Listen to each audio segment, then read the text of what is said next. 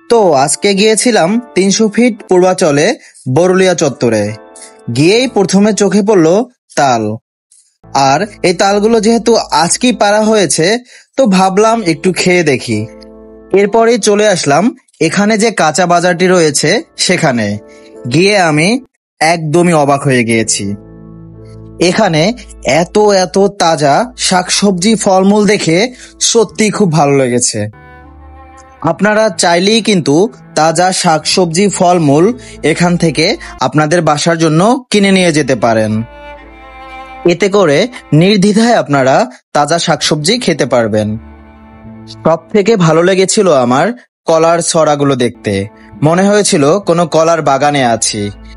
আর এত সুন্দর কলা না খেয়ে কি পারা যায় বলেন? তাই আমিও কিছু কলা নিয়ে নিলাম। পাশের মিষ্টির দোকান থেকে আপনারা মিষ্টিও খেতে পারবেন।